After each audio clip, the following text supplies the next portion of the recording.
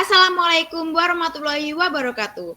Perkenalkan, nama saya Media Najarani Arsyawaluyo dari kelas 1B MBB. Di sini saya akan mempresentasikan tentang visa wisata dan destinasi wisata yang ada di Rusia. Oke, latar belakang negara Rusia. Rusia adalah negara terbesar di dunia yang membentang dari Eropa Timur hingga Asia Utara. Negara ini memiliki sejarah panjang mulai dari Kievan Rus, Kekaisaran Rusia, masa Uni Soviet, hingga menjadi Federasi Rusia modern. Sistem pemerintahannya berbentuk Republik Federasi dengan presiden sebagai pemegang kekuasaan tertinggi. Ekonominya sangat bergantung pada sumber daya alam seperti minyak, gas, dan mineral, sementara budayanya kaya akan sastra, musik klasik, dan tradisi ortodoks. Di era modern, Rusia menghadapi berbagai tantangan seperti sanksi internasional, krisis demografi, serta dinamika geopolitik yang kompleks. Selanjutnya, jenis-jenis visa di Rusia. Visa turis untuk tujuan wisata dan tamasya. Visa pribadi untuk mengunjungi teman atau keluarga di Rusia berdasarkan surat undangan. Visa kerja diperlukan untuk bekerja di Rusia.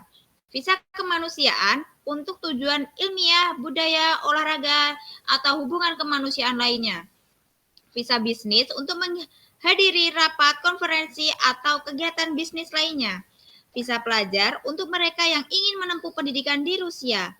Visa transit untuk perjalanan melalui Rusia ke negara lain. Visa diplomatik atau dinas khusus bagi pemegang paspor diplomatik atau dinas. Visa elektronik versi digital dari visa yang dapat diajukan untuk tujuan wisata dan bisnis. Selanjutnya, persyaratan pembuatan visa. Yang pertama, paspor asli. Masa berlaku minimal 6 bulan dari tanggal keluar dari Rusia dan memiliki minimal 2 halaman kosong untuk visa. Kedua, surat undangan turis atau voucher diterbitkan oleh agen perjalanan atau hotel di Rusia. Dokumen ini harus mencantumkan data lengkap agen atau hotel, nomor referensi, serta detail perjalanan Anda. Yang ketiga, formulir aplikasi visa. Diisi secara daring di situs web Kementerian Luar Negeri Rusia, lalu dicetak dan ditandatangani.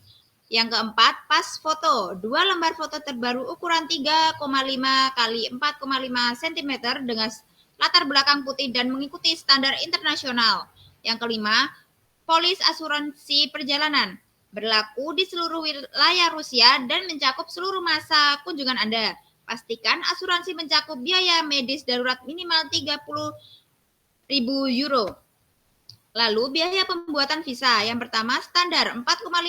Ini adalah biaya untuk visa sekali masuk ke Rusia dengan proses normal. Artinya kamu hanya bisa masuk 1 kali dan waktu pemrosesannya mengikuti durasi standar dari agen.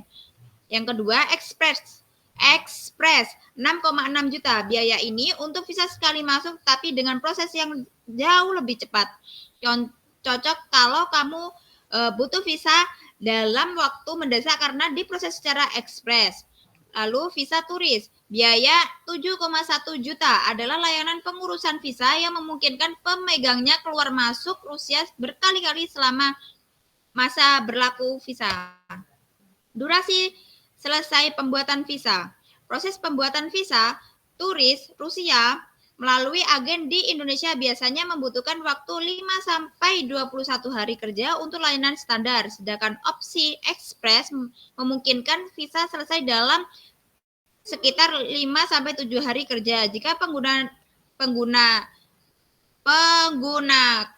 e-visa Rusia, waktu pemrosesannya bervariasi tergantung paket yang dipilih seperti standar, RANS, atau super RANS.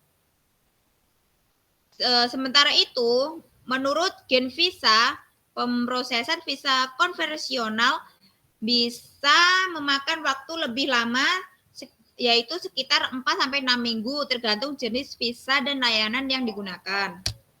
Selanjutnya, inilah adalah destinasi wisata yang ada di Rusia yang biasanya sering dikunjungi yaitu Moskow. Moskow merupakan ibu kota Rusia yang kaya akan destinasi wisata bersejarah dan ikonik, mulai dari lapangan merah dan menjadi pusat berbagai pariwisata penting negara. Kremlin sebagai kompleks beteng megah yang menjadi pusat pemerintahan sekaligus kawasan museum, hingga katedral St.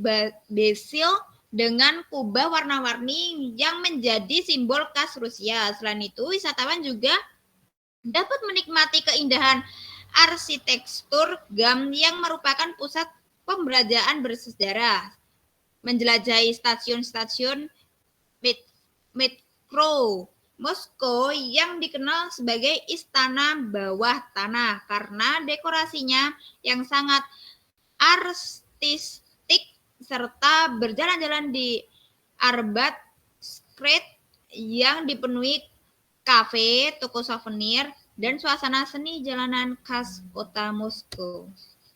Kelebihan Moskow.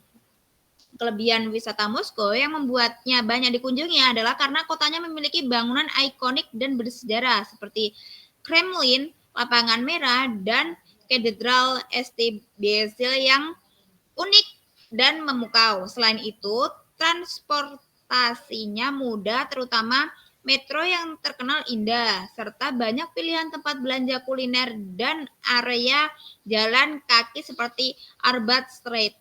Kemudian kombinasi sejarah, arsitektur megah, dan fasilitas kota yang lengkap membuat Moskow sangat menarik bagi wisatawan. Baik, sekian presentasi dari saya. Kurang lebihnya saya mohon maaf. Assalamualaikum warahmatullahi wabarakatuh.